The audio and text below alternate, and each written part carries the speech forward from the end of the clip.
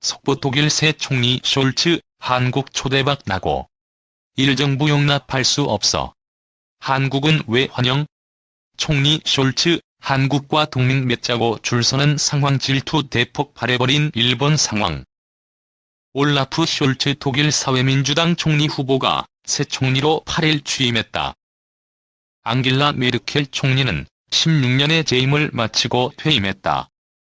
숄츠는 이날 베를린 연방의회에서 열린 하원 표결에서 재적 의원 736명 중 395명이 찬성표를 얻어 제9대 총리로 선출됐다. 의원들이 기립박수로 축하하자 그는 손을 들어 화답했다. 그는 이후 대통령궁으로 이동해 프랑크 발터 슈타인마이어 대통령에게 임명장을 받은 후 연방의회로 돌아가 취임 선서를 했다.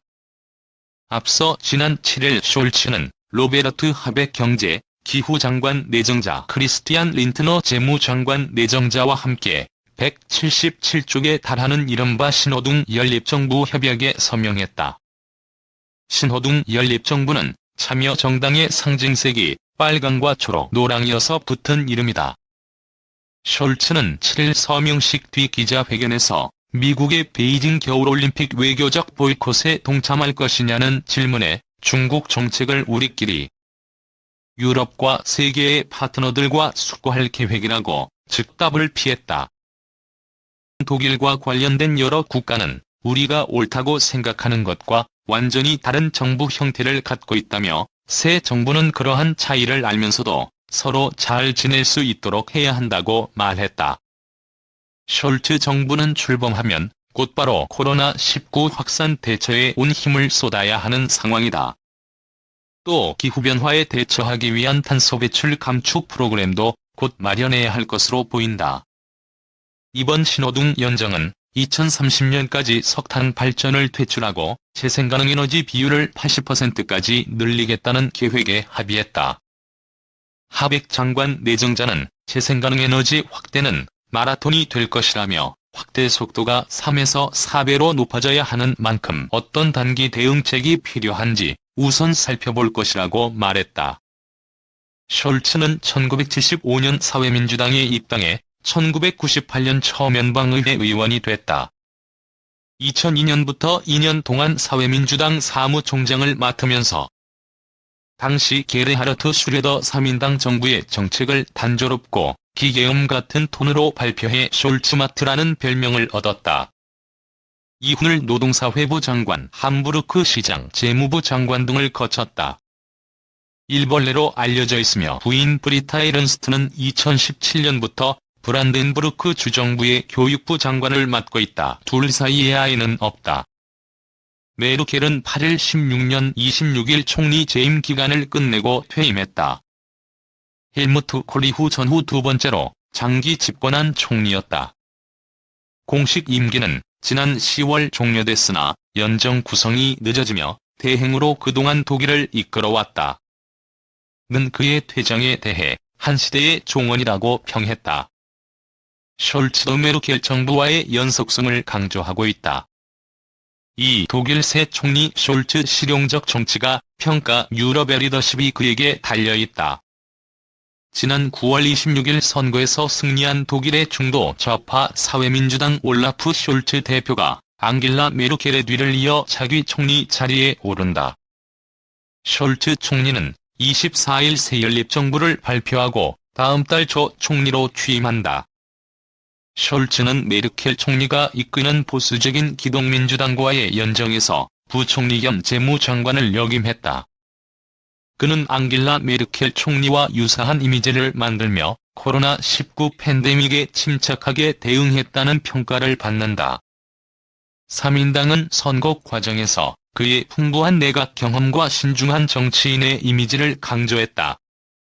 침착함과 냉정한 판단이 강점이지만 유머 감각이 부족한 그는 숄츠 로봇이라는 별명을 얻기도 했다.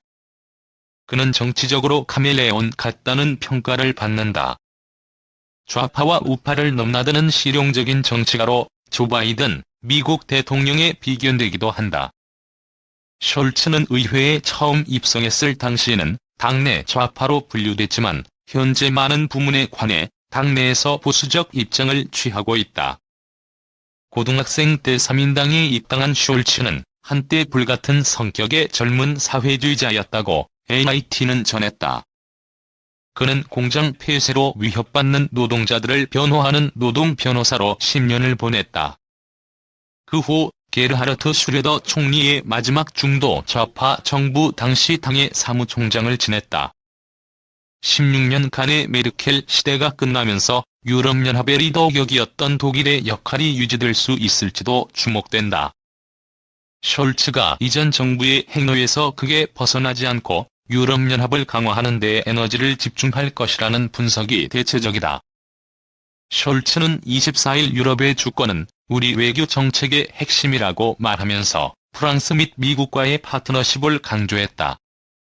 다만 폴란드, 벨라루스 국경 긴장 고조, 러시아의 우크라이나 위협 이와 중국의 대립 심화, 미국에 대한 유럽의 신뢰 약화 등 지정학적 요인이 변수로 남아있다. 러시아 문제에 관해 전통적으로 비둘기파로 분류되는 3인당은 러시아에서 독일로 천연가스를 보내는 노드 스트리미 프로젝트를 지원해왔다. 하지만 러시아가 우크라이나에서 공세를 펼친다면 동서양국 관계에 또 다른 시험대가 될 것이라고 AIT는 전했다. 독일 산업계가 중국 시장에 대한 의존에 점점 비판의 날을 세우고 있는 점도 메르켈 시대 중상주의적 접근에서 탈피할 가능성을 보여준다고 신문은 분석했다. 숄츠가 자국 내 코로나19 확산 등 국내 문제에 제대로 대응하지 못하면 유럽을 비롯해 전 세계가 메르켈 총리의 리더십 상실을 느낄 수도 있다.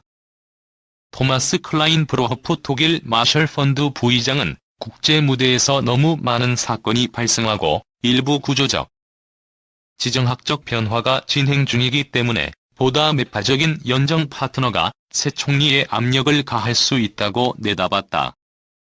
숄츠는 12월 6에서 9일 사이로 예상되는 연방하원에서 투표를 거쳐 메르켈 총리의 자리를 이어받게 된다. 3. 문 대통령 숄츠 독일 새 총리의 취임 축하 긴밀히 협력. 문재인 대통령은 9일 올라프 숄츠 신임 독일 총리에게 취임을 축하드린다며 한독 관계 발전을 위해 긴밀히 협력해 나가길 기대한다는 뜻을 전했다.